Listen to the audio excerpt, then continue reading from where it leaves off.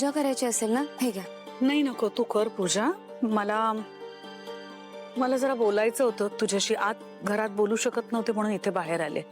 काय बोलायचंय? काय झालंय? ताराबद्दल जरासं बोलायचं होतं. ती बघ ना, हट्टाला पेटली, ऐकतच नाही अजिबात. तिचं असं म्हणणं की जोपर्यंत भैरवी या घरात आहे तोपर्यंत ती या घरात नाही राहणार, ती घर सोडून निघून जाईल. आता तू मला सांग, मी कसं सांगू भैरवीला तू हे घर सोडून निघून जा?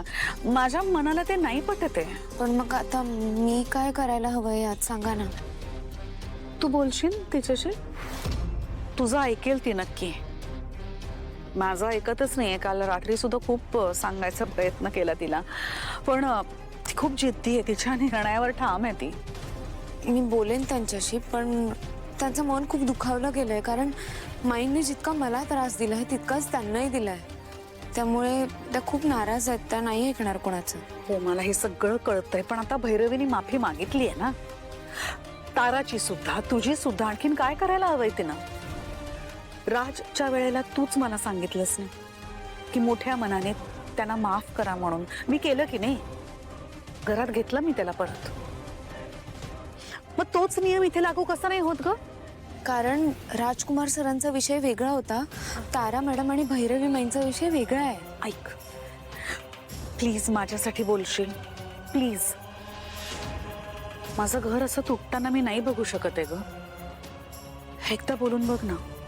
ठीक आहे, मी तुमच्यासाठी बोलून बघते. पण माझं वैयक्तिक मत ऐकाल तर माई या घरातून गेल्या तरच आपल्या घरातली शांतता टिकून राहील. कधी कधी काही नाती जपण्यासाठी काही माणसांपासून दूर राहणं हिताचं असतं.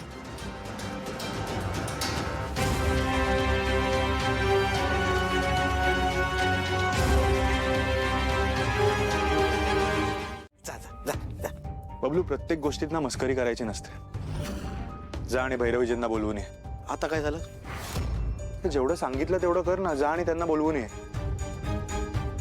हे काय सोहम, तारा, बॅगा वगैरे घेऊन कुठे निघालात तुम्ही?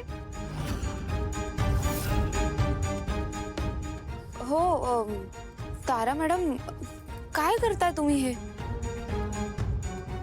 इतक्या घाईत घर सोडून जाण्याचा निर्णय का घेताय? मी काही घाईत निर्णय घेतला नाही. हा तुला पण माहिती होतं की या घरात माझी काय अट होती ते. जर ती बाई या घरात राहणार असेल तर मी इथे राहणार नाही. मान्य आहे मला, पण तुमची काय इच्छा होती की माईंडने हे घर सोडून जावं ना? मग तुम्ही का जाताय? हो ना?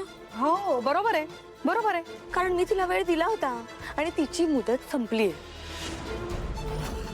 तो आता कसं आहे ना, ती हे घर सोडून जाणार नाही. तो मी हार मानून बसण्यापेक्षा मीच बाजूला होते. मग म्हणजे तुम्हीच विचार करा एकदा.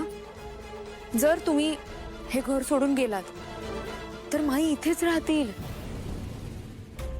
हो बरोबर आहे तिचं. हो, आणि त्यांच्या मनासारखं कसंही वागतील ते. मग राहू देत तिला. मी एका छताखाली तिच्यासोबत राहू शकत नाही. म्हणून तर जेव्हा ती पप्पांच्या घरी आली होती तेव्हा सुद्धा मी तिला घराबाहेर काढलं होतं. पण एवढं सगळं झाल्यावर सुद्धा ती इथे सुद्धा आलीच माझ्या मागे मागे. ऐक, हे घर तुझं आहे. तुला हे घर सोडून जायची काहीच गरज नाही. ओके? हो, हा माझा ठाम निर्णय आहे. मग तुम्ही कुठे जाणार आहात? पप्पांकडे जाईन. किमान तिथे तरी सुखाने राहीन ग. बबलू, तर बघत काय उभा आहे? जा ना, बोलवून आण तिला.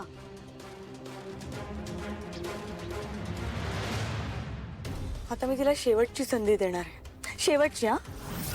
हा त्या घरात कोण राहणार आणि इथून कोण जाणार याचा निकाल आत्ताच लागेल. बडबडतीयस, शुद्धीत आहेस तू. एकतर पप्पांबद्दल एक शब्दही बोलायची तुझी लायकी नाहीये.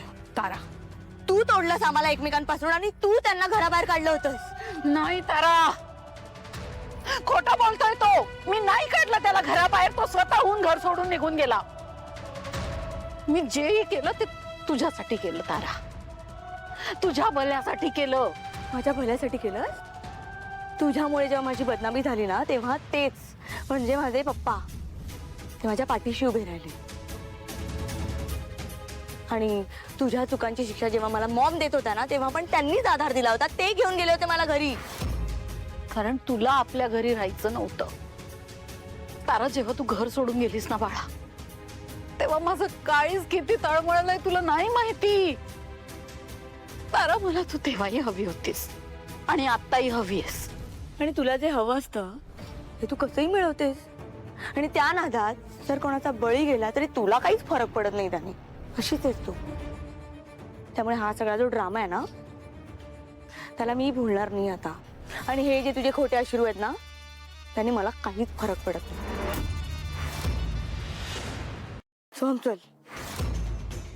तारा, तारा प्लीज जाऊ नको ना. नाही ना तारा, प्लीज नको जाऊ. मला नाही राहायचंय तुझ्यासोबत. मग सांग नाही ना. हात सोड माझा.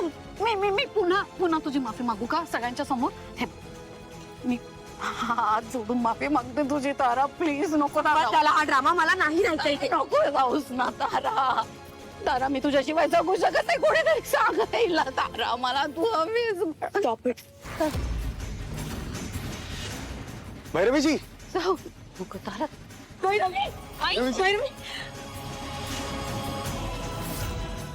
पाणी आण बबलू.